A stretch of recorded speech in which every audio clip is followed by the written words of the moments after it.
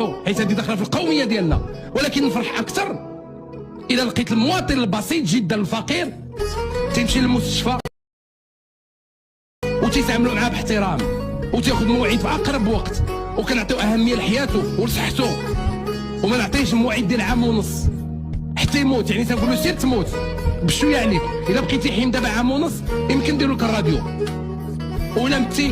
هادشي اللي عطا الله. نهار يتعامل باحترام هذا المواطن نفرح اكثر من وصول المنتخب المغربي الى كاس العالم. يعني ماشي ملي نلقاو شي حاجه ايجابيه في بلادنا صافي نديروا عليها الشكوك. ما يمكنش، بلادنا راه واقفه وغاده وحقات بزاف ديال المكاسب وخصنا نفرحوا بها ونفتخروا بها ونطمعوا. خوتي العزاز، السلام عليكم ورحمه الله.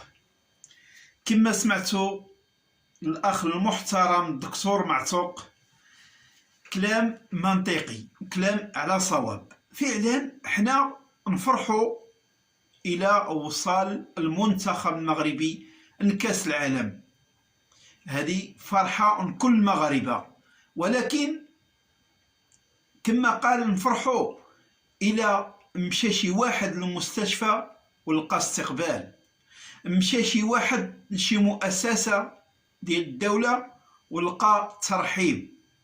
نفرحوا الى ناض واحد الشخص يخدم وجبر العمل فين يخدم. نفرحوا، ماشي نفرحوا بان المنتخب وصل لكاس العالم او تاهل لكاس العالم.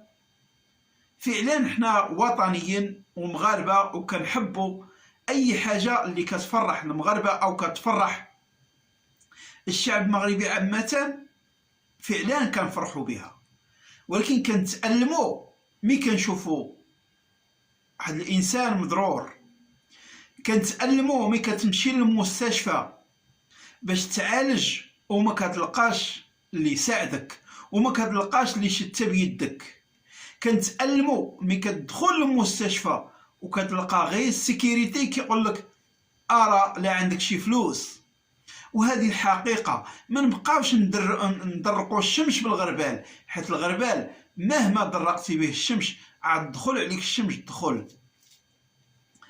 كنتألموا ملي كنمشيو المؤسسه ديال الدوله باش تخرج واحد الورقه وكيقول لك وارى من تم باش نعطيوك هاد شهاده السكنه او نعطيوك شي ورقه اللي كتكون مهمه تقضي بها شي غرض.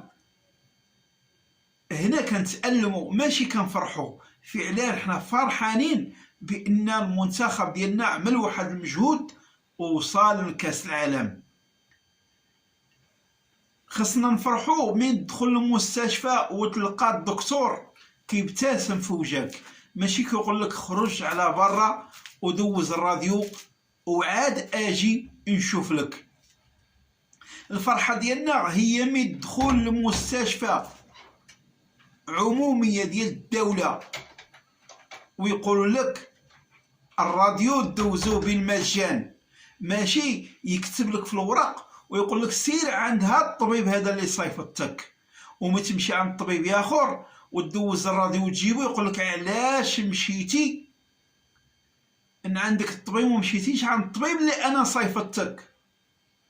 حيت هي علاش المحسوبيه والزبونيه اللي بينه وبين داك الطبيب كيتخلص بالمصلحه بان انا صيفط لك 10 الناس دوز لهم ارى لي باي ديالي. حيت علاش؟ بان المواطن الفقير عند بعض المسؤولين وعند بعض الاطباء غير تجاره، غير تجاره. حنا كيتاجروا فينا. اي واحد واصل شي مسؤوليه في هذه البلاد كيصبح المواطن عنده تجاره، ماشي انسانيه وعطف وكيفكر الاخره، كيفكر الا في الدنيا يبيع ويشري فيك.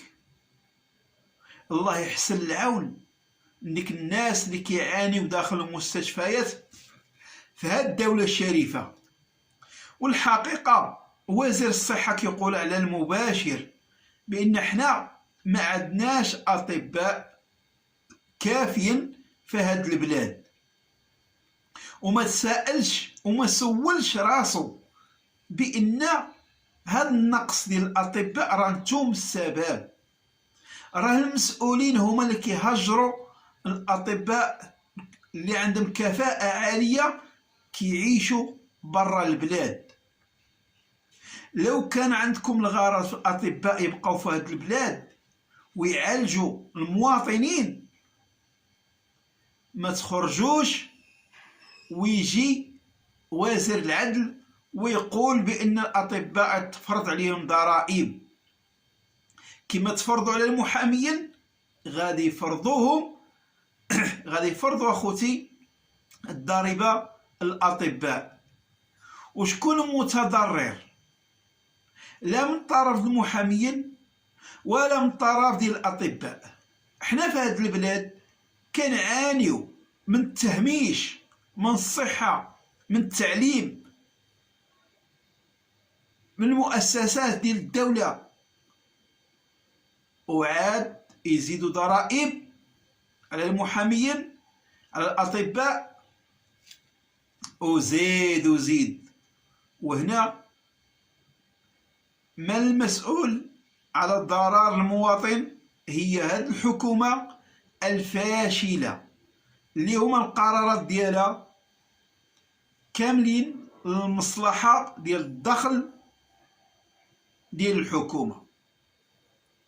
والمغربي حاجة وحدة اللي كتضرو، الضرر ديال المغربي هي تقيسو في جيمو، قيسو في جيمو.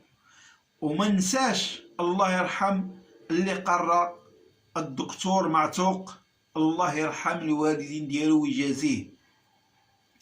ومن هنا كنحيي الدكتور معتوق على نصائح ديالو اللي كيقدمها للمواطن المغربي. وكنقول مع الأسف هو كيقدم نصائح قانونية، ولكن في هاد البلاد إلا مشيتي بالقانون راه القليل إلا ما رحم الله اللي غيتقبل منك الشكاية ديالك بالقانون، حيت أكثرية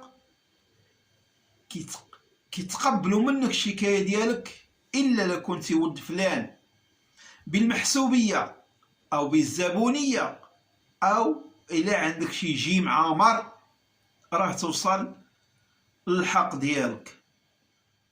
هذاك الوزير ديال من تحتها